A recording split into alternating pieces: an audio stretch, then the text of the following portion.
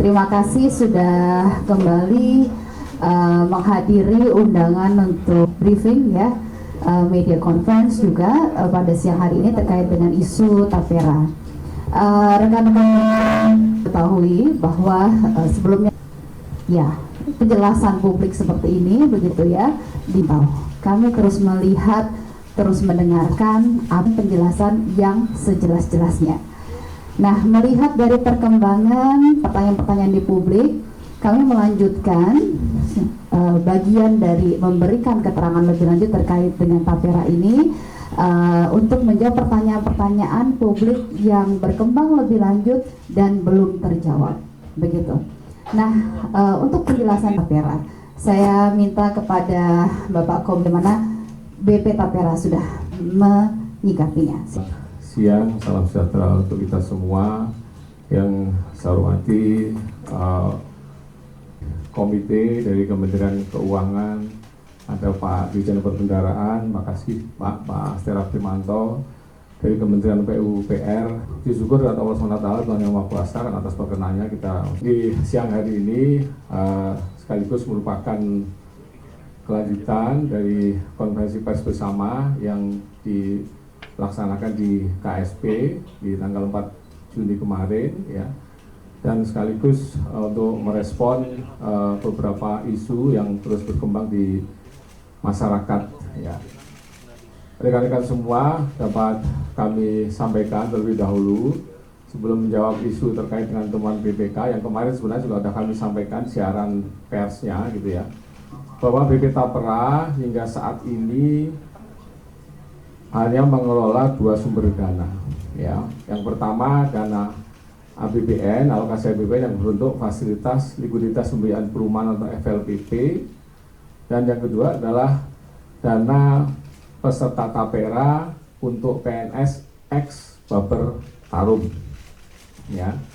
Ya, jadi dua sumber dana itu yang saat ini kami kelola dan menjadi tugas dari BP Tapera ya. Kemudian terkait dengan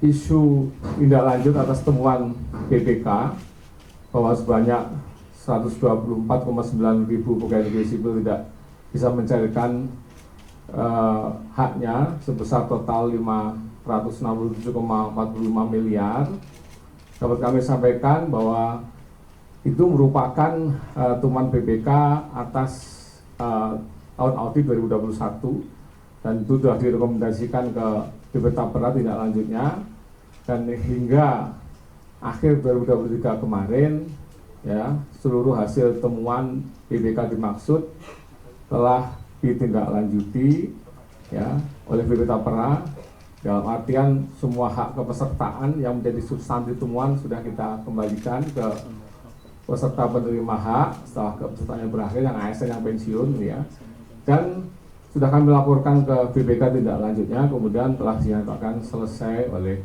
BPK ya. Kemudian juga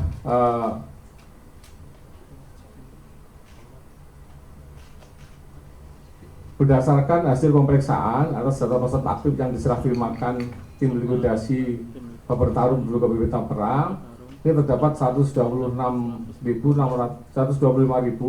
orang yang sudah pensiun berdasarkan data BKN, namun belum menerima pengembalian, kan tadi gitu ya, substansi dari temuannya itu sudah tindak lanjuti, dan sesuai dengan Undang-Undang Nomor 4 2016 tentang Tapera, BP Tapera terus berkomitmen melakukan pengembalian tabungan perumahan rakyat ya, baik berupa pokok tabungan dan hasil pemukanya kepada peserta paling lama 3 bulan setelah berakhir masa kepesertaan.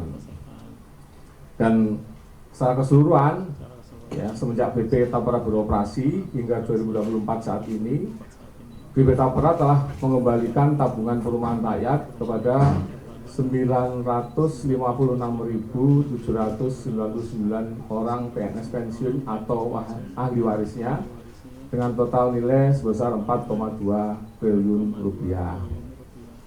Ya. Kemudian mekanisme pengembalian tabungan perumahan rakyat kepada peserta atau ahli warisnya ini dilakukan melalui bank kustodian atau bank penampung ke rekening peserta. Dan tantangan dalam proses pengembalian tabungan saat ini hingga saat ini adalah peserta dan juga pemberi kerja belum melakukan pengkinian data. Ya, jadi hak kepesertaannya adalah kepesertaan ex baper tarum. Ya. Belum ada collection ya dari simpanan peserta ya baik ASN maupun peserta segmen lainnya ya dari mulai baper tarum dilikuidasi di tahun 2020 kemudian diintegrasikan BP Tapera hingga saat ini ya. Dan BP Tapera juga belum ada rencana untuk perluasan segmen kepesertaan ya sebagaimana diatur di PP 25/2020 karena kami masih ditugaskan oleh komite untuk terus melakukan pembenahan tata kelola sebagai sui generis atau lembaga baru gitu ya. Kita baru operasional di 2019 ya, baru 5 tahun kurang lebih. Pembenahan tata kelola dalam rangka membangun trust atau kepercayaan masyarakat. Jadi belum ada rencana untuk collection baru di segmen baik ASN maupun non ASN. Ya. Dan kami terus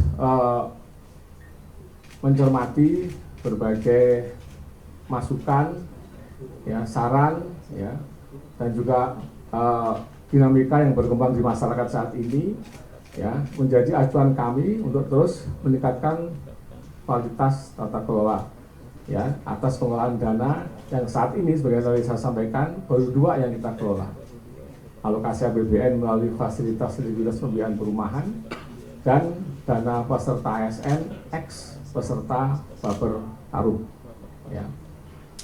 Ke depan dalam rangka meningkatkan kualitas layanan ya khususnya untuk pengembalian hak kepesertaan yang ex baper tarum, BP Tapera terus melakukan perbaikan sistem dan tata kelola antara lain NIK yang terintegrasi dengan Dukcapil, NIP yang terintegrasi dengan BKN, kemudian validasi nomor rekening yang terintegrasi dengan perbankan. Dan kami juga terus berkolaborasi dengan sui generis yang lain dengan PT Taspen, ya, kemudian juga dengan Pemda. Ya, bahkan dengan PWRI untuk men-tracing peserta yang punah, kemudian ahli warisnya belum diketahui gitu ya, ya melalui berbagai kanal juga ya, serta melakukan sosialisasi melalui berbagai kanal media sosial, kemudian juga mengedukasi dan mendorong pemberi kerja, ya Pemda sebagai pemberi kerja, instansi kementerian lembaga sebagai pemberi kerja untuk melakukan pengkinian data, ya. Tujuannya apa? Dari melindungi hak peserta dan pengembalian hak peserta pada saat berakhir kepesertaan. Ya. Kemudian mungkin itu dulu ya, Mbak Lulu ya. Nanti berikutnya silakan. Di sini yang jadi narasumber dan menjelaskan tadi atau menambahkan apa yang disampaikan oleh Pak Heru, yaitu kondisi Tapera saat ini. Kita tahu yang namanya backlog perumahan ya itu setiap tahun terus bertambah ya, dan untuk itu pemerintah menganggarkan ya melalui APBN, baik itu melalui DAK fisik ya yang langsung ke daerah, kemudian juga melalui PMN kepada PT SMF dan Perumnas ya yang jumlahnya SMF kalau nggak salah sekitar 8 triliun, Perumnas sekitar 1,25 mulai dari tahun 2020 sampai 2024 ya. Kemudian juga FLPP ini mulai tahun 2010 sampai 2024 ini jumlahnya sudah 105. Maksud daripada pemberian ini adalah atau dukungan anggaran ini adalah supaya backlog daripada perumahan ini bisa diselesaikan. Selama ini yang sudah selesai tadi sudah disampaikan oleh kepala atau komisioner BP Tapera ada sekitar 1,7 juta ya. Dari tadi uang kita yang sekitar 105 ditambah 15-an ya, sekitar 120, itu udah jadinya sekitar 1,7 juta ya. Dan FLPP ini yang digunakan adalah returnnya ya, karena ini sifatnya adalah suatu dana yang semacam dana bergulir ya. Jadi ini diputar masuk lagi, diputar masuk lagi ya. Nah, dari sini kita bisa support setiap tahun ya, paling enggak di beberapa tahun ini itu sekitar 220.000 ya Pak Komisioner ya, sekitar 220.000. Nah, ini saat ini yang di-touch oleh teman-teman dari BP Tapera ini adalah yang masuk dalam golongan MBR ya, masyarakat berpenghasilan rendah, yaitu yang penghasilannya antara 3 juta sampai 8 juta. Nah, apalagi nih yang didapatkan oleh masyarakat. Jadi sebetulnya selain apa yang tadi saya sampaikan, masyarakat juga mendapatkan berbagai insentif ya yang dikeluarkan oleh pemerintah, yang tentunya ini bisa membuat sektor perumahan bisa lebih kuat lagi ya. Nah, ini insentif-insentif yang diberikan ya, baik dari segi pajak, kemudian juga ada bantuan biaya administrasi dan lain-lain ya, yang ini bisa membuat penyediaan rumah ini menjadi lebih kuat atau bisa menghasilkan lebih banyak. Kemudian hal lain ya, kalau kita lihat ini dari konstruksi BP Taperanya sendiri, karena ini merupakan pengejawantahan dari undang-undang dasar, kemudian ke undang-undang. Di undang-undang dasar kita wajib untuk memberikan perlindungan bagi masyarakat ya, karena ini adalah hak asasinya masyarakat. Kemudian diturunkan dalam undang-undang Tapera bahwa Tapera ini yang bergerak mengelola ya pendanaan untuk perumahan, dan kemudian diturunkan di aturan-aturan pelaksanaan. Ini dimaksudkan tadi untuk memberikan dukungan bagi masyarakat-masyarakat yang belum memiliki rumah. Nah, terus kalau pertanyaan selanjutnya adalah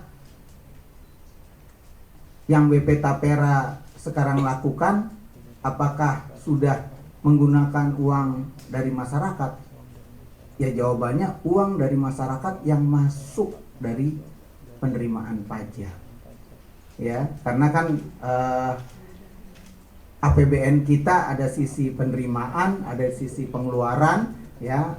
Pembayar pajak ini akan masuk ke sisi penerimaan, dan kemudian dari sinilah ada belanja dan pembiayaan yang salah satunya adalah FLPP.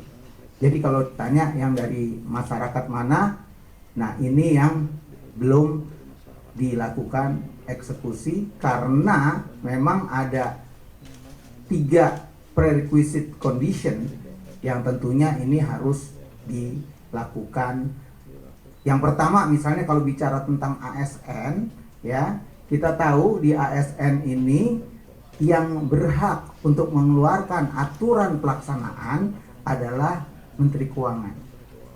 Ibu Menteri sampai saat ini belum mengeluarkan hal tersebut. Ya, karena kita tahu ini adalah lembaga pengelola dana, dan lembaga pengelola dana ini nggak bisa ujuk-ujuk langsung dia settle ya, memerlukan tahapan-tahapan yang tentunya ini juga selalu dimonitor ya. Ada OJK yang memonitor, kemudian kami dari segi kebijakan di Kementerian Keuangan ini juga melakukan monitoring. Jadi untuk kondisi saat ini ya, ini masih dalam kondisi-kondisi penyiapan. Jadi kita masih belum tahu nih ya kapan untuk yang ASN, karena kita masih melihat masih long way to go untuk bisa menerapkan itu. Kemudian juga kalau yang dari BP Tapera mungkin nanti bisa ditanyakan ya, dan yang lainnya juga nanti bisa di-raise isunya ya, karena jatah saya di sini yang Kementerian Keuangan. Kemudian juga ada hal yang mungkin juga perlu menjadi pengetahuan kita. Jadi yang namanya BP Tapera ini dari segi tata kelola ya, ini terus kita perbaiki. Ya, saat ini dengan manajemen yang baru ya, tentunya kita mengharapkan agar pengawasan dari OJK ini semakin kuat dan bisa dilakukan kepatuhan yang baik. Kemudian juga dari sisi pelaksanaan kebijakan ini juga kita pantau melalui komite yang sekretariatnya ada di tempatnya Pak Heri TZ. Kemudian juga mereka dilakukan audit baik oleh akuntan publik maupun oleh BPK. Makanya tadi ada temuan BPK yang tadi disampaikan oleh Pak Heru. Ya, jadi itu kurang lebih gambaran. Jadi singkatnya adalah pemerintah menyediakan anggaran yang tadi jumlahnya sekitar 105, kemudian ditambah yang dari Bapertarum itu ada sekitar 7. Sementara ini sampai dengan saat ini sudah bisa memfinance sekitar 1,7 juta. Nah, untuk yang lainnya yang belum dapat mekanismenya seperti apa. Nah, ini yang digunakan adalah mekanisme yang sekarang dikelola oleh BP Tapera. Mungkin nanti Pak Heri TZ bisa menjelaskan secara lebih detail. Mungkin itu sementara Bu Prita.